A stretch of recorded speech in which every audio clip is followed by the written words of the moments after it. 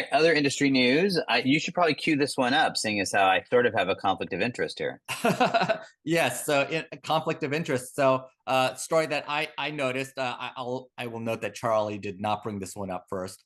Is that Symphony AI actually announced expanding their industrial capabilities for edge computing with the Microsoft Azure IoT Operations. So they are announcing, of course, a deeper partnership with Microsoft in working at the manufacturing edge to support AI-driven operations, supporting the operational technology data sources that have always been such a challenge in the manufacturing world, and working more deeply on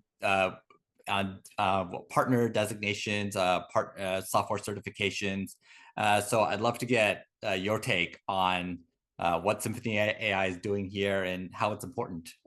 Yeah, so we obviously don't talk a whole lot about my day job on this podcast, but Symphony AI has 5 divisions. So I am the VP of Innovation and Product Strategy for the Enterprise IT division. So our economic buyer is the CIO.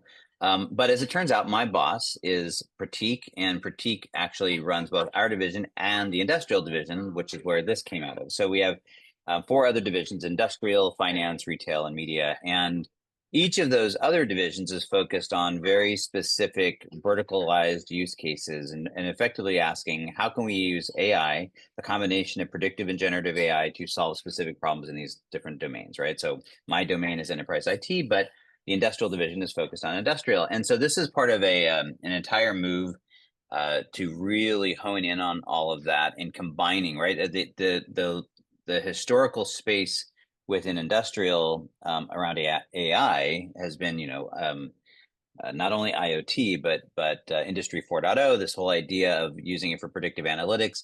And all of that is in play, but now it's this question of how do you add this other element to it where you can now provide this generative layer.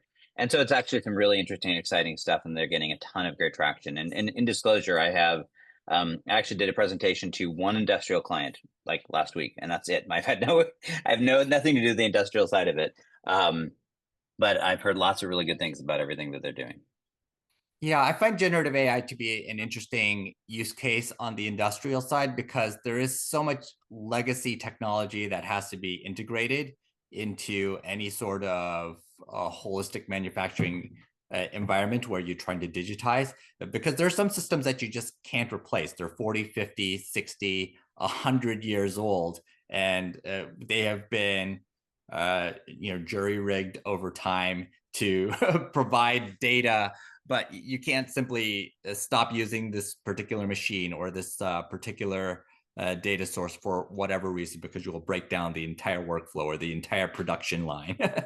Well, in my previous life, long before anything with Symphony AI, I actually dabbled in as an analyst covering some spaces around IoT and Industry 4.0 and got a sort of a crash course in education. And, if you're an IT leader, if you're a CIO and you think that the IT side is hard, you ain't seen nothing until you go delve into the OT side, right? The operational technology, this world is insanely complex, and to your point, it predates. It's mostly very old technology with this whole smattering of new technology layered into it. Nothing really communicates.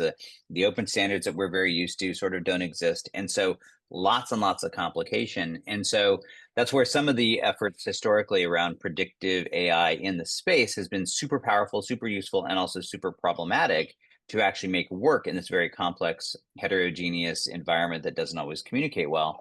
And then you add to that you tend to have a class of operator that doesn't necessarily, you have that same level of sophistication from a technology perspective.